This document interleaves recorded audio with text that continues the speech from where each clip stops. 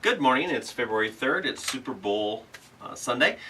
Today we're going to be talking about motherboards. My name is Andy Flagg, I'm with Mountain Computers, and the past couple days we've covered processors, we've covered hard drives, we will be touching on RAM, but today I thought about motherboards, and the motherboard is one of the main components that goes into a computer. So, let's start with one motherboard that I have here. As you can see, this motherboard here is an AMD board. And let's go around the board. Okay, this here is the motherboard header, VGA, PS2. This is purple's keyboard, green is mouse.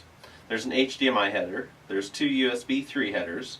There's two USB 2 headers, an Ethernet port. That's a Cat5, RJ45, or Cat6 or Cat7 or whatever have you. Then here's your audio header. Green is sound out. Pink is recording, that's for microphone, and then blue is your line in, line out. Okay, and in this case, this motherboard has an above board video card, which has a DVI-D adapter, HDMI, and SVGA. So when in this motherboard, you have this AMD cooling heatsink, which is on top of a processor. This is probably a Phenom processor. But as you can tell, motherboards are pretty straightforward to me. There's a lot of boards, and we'll cover 3 or 4. But let's go around the motherboard. That's the first thing I teach a new employee, is the fact that you need to understand the motherboard. So from the header to the back side of the motherboard, which is the 20 plus 4 pin power header, you have serial ATA ports. There's 2 on the side, 2 on the main board. And then as you go around the board, here's the RAM sticks that go there. That's the, this looks like DDR3. There's DDR2, DDR3, DDR4. Back in the day there was DDR, SD-RAM. And we'll cover those in the future. As you can tell here, on this board here, it's an MSI board. There's the manufacturer. There's the model number, A68HM, E33 version 2. And the serial number's in there someplace too. So, what else? Let's go around this side of the board. On this side of the board, you can see where the heat sink is powered here for the fan. And that's about it. And then there's the 4-pin power right there. So you have your 20 plus 4 pin, and then your additional 4-pin power. Some of these will be plus 4, plus 8. Okay? That's about it. And as of course, there's an above board video card. And right here, there's a PCI Express 16 slot, PCI Express 1 slot. This is a PCI slot. And in this case, this motherboard just is using a PCI card for testing. The onboard I can also use for testing. And that's about it. In order to fire up a motherboard, just to do a post test, power on self-test, you just need the processor, even a heat sink that is not, secured, but just sitting on to keep it cool. Your power, keyboard, and monitor. That's all you need. And RAM, 1 stick of RAM. So in order to test a motherboard real fast to see if it works, is to get a stick of RAM, put your processor, heat sink, keyboard, video, power. That's it. So that's one board. Let's talk about another board.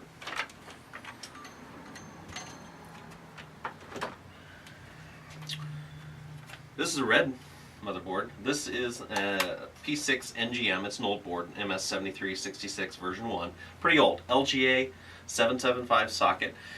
And see, this board has 2 RAM slots, your standard header, VGA, DVI-D, and the D stands for the fact that you see this little it's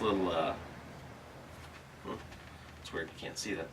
You can see the slot right there where the video cable goes in. Usually there's 4 pins around it for DVI-I, multi video out. This one is DVI-D, your standard keyboard, mouse, PS2, USB ports, your RJ45 Ethernet adapter. And this one here has 6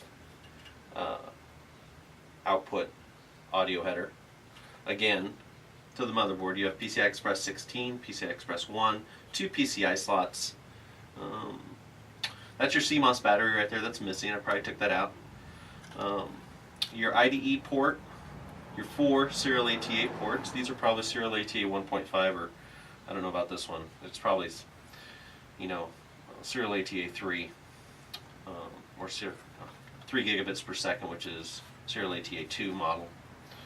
And then you've got some jumpers here too. Here's an IDE. This is a parallel. This looks like, yeah, a floppy disk adapter. This is for your 5 1/4, 3.5 inch ribbon cable that goes to a 3.5 inch or 5 1/4 drive. That's about it. CPU power. You'll notice that I'm not grounded when it comes down to touching these components. I've already grounded myself. I've touched like a grounded case or power, but this board is dead anyhow. So using it as a demo and an example. What else? Capacitors. These capacitors are all flat and smooth. Why this board actually died, I don't know. But typically you'll see a capacitor that's bubbled up, leaking some sort of like electrical from something inside. Usually fair wear and tear, age, or a power supply that may have given it faulty power. But you can see it here, yeah, actually these capacitors here are actually bubbled, those two. That one's flat, bubble, bubble. And that's about it. Got another board here. This board here, this one is an AM2 socket. 2 slots for RAM. Starting at the top, working down, that looks like, that's a floppy. This is IDE, blue. It's keyed. It's got a little key right here.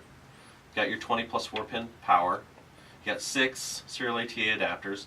This here is a heat sink that goes over your another part of the motherboard. CMOS battery, PCI Express 16, PCI Express 1, 2 PCI slots. Down here, which we haven't covered, is the header, JPF1. That's where all of your connectors for your case go to, like power, hard drive, power, on-off, reset. Then you have your USB headers. There's several of those, and then over here you have your audio header, and then again your standard motherboard header. Again, your PS2, DVI-D, SVGA, and right here there's a FireWire port right there too. Look at that. There's USB ports, RJ45, and this is a IEEE 1394.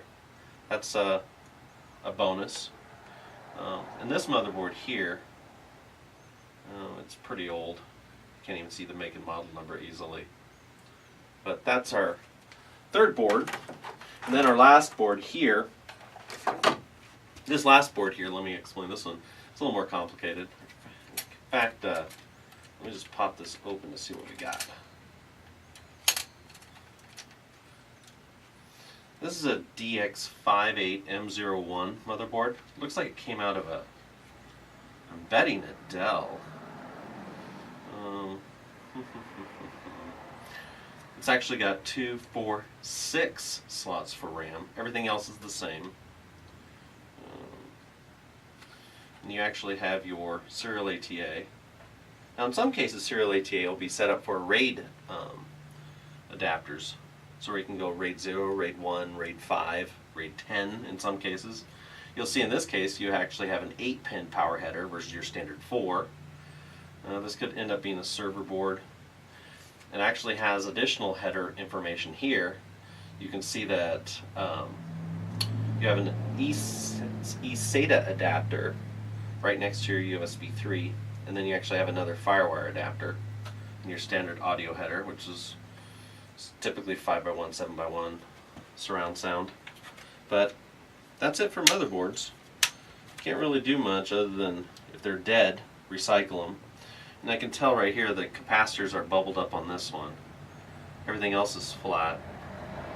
But yeah, that's it for motherboards today. I'll probably go into post and clean this up, but let's just stop for there, okay? Have a good one. We'll see you soon. More to come.